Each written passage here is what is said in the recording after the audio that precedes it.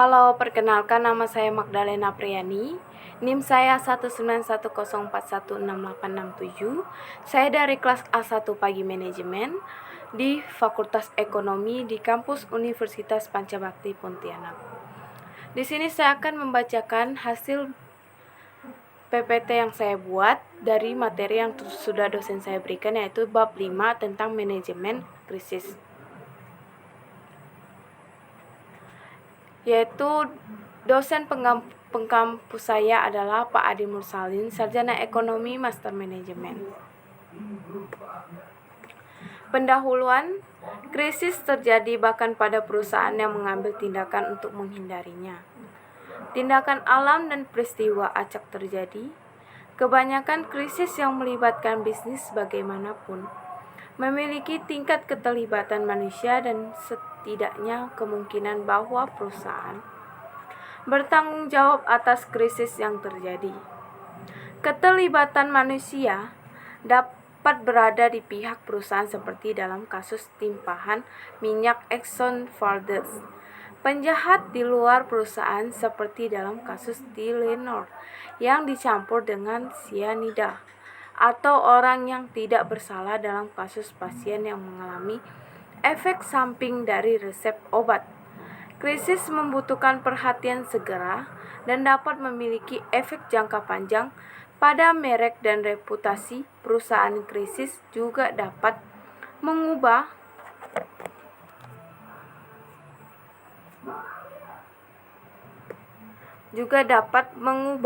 praktik operasi perusahaan dan industri. Obat-obatan memiliki kemasan yang tahan rusak.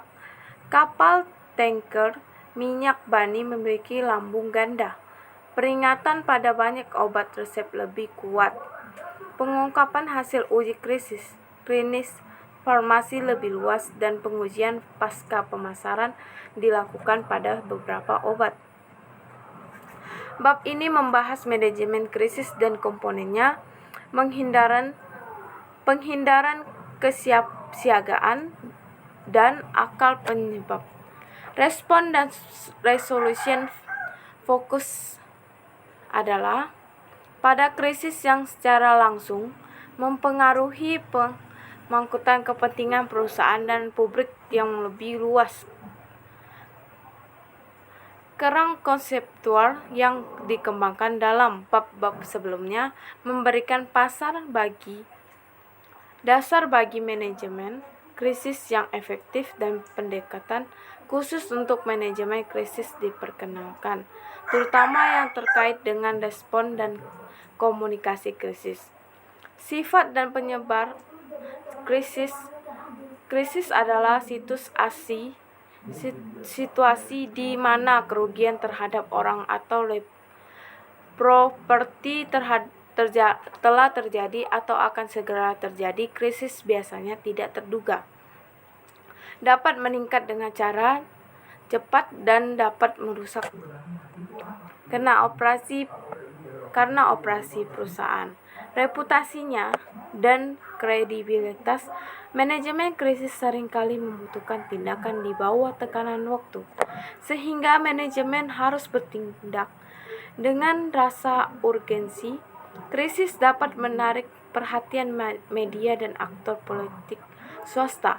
Selain itu, publik mungkin bersimpati dengan mereka yang dirugikan, terutama jika mereka tidak menaruh curiga atau tidak berkelas.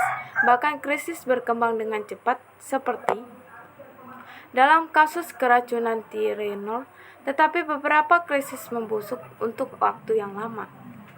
Protes terhadap Nike atas dugaan kondisi sweet shop di pabrik pemasok luar negeri berlanjut selama beberapa tahun. Tylenol pada tahun 1982.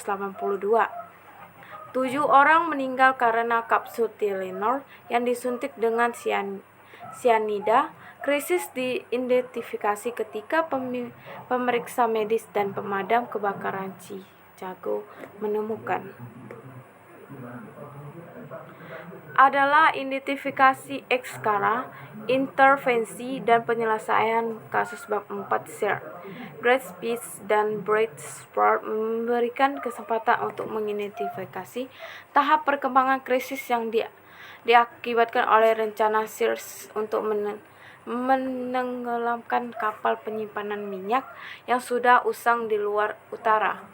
Tahap pertama dalam siklus hidup krisis adalah identifikasi krisis dapat diakibatkan dan peristiwa atau dari serangkaian perkembangan seiring waktu. Krisis subprimer Mortgagers Study 2008 adalah akibat dari hipoteks berisiko rumah yang diterbitkan selama beberapa tahun yang mengakibatkan gagal bayar yang meluas ketika ekonomi merambat. Krisis juga dapat diakibatkan oleh satu peristiwa seperti kecelakaan seperti dalam kasus penjabatan Exxon dan yang menerima panggilan dari Kapten Exxon Finders bahwa kapal telah kandas dengan keras dan membocorkan minyak. Beberapa krisis tertangkap langsung ke publik, sedangkan yang lain diidentifikasi dari dalam perusahaan.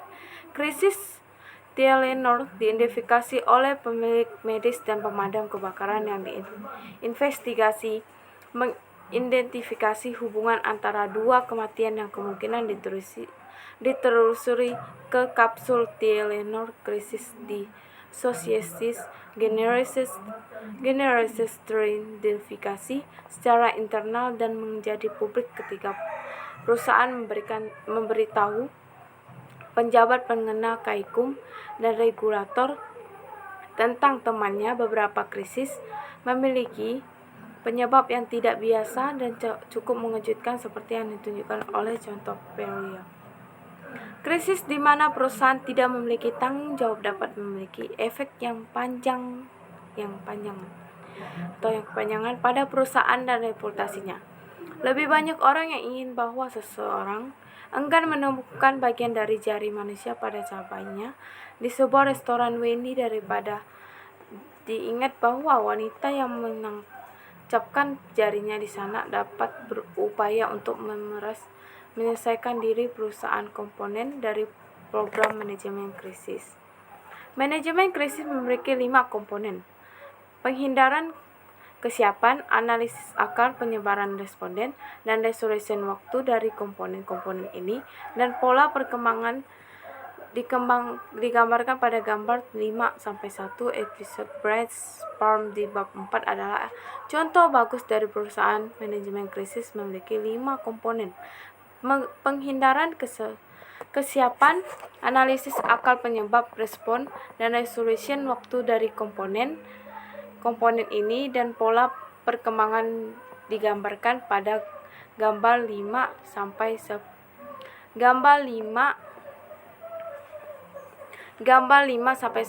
Episode Brain Spurt di bab 4 adalah contoh bagus dari perusahaan tanpa rencana dan manajemen krisis untuk menangani politik swasta yang meletus atas pembuangannya.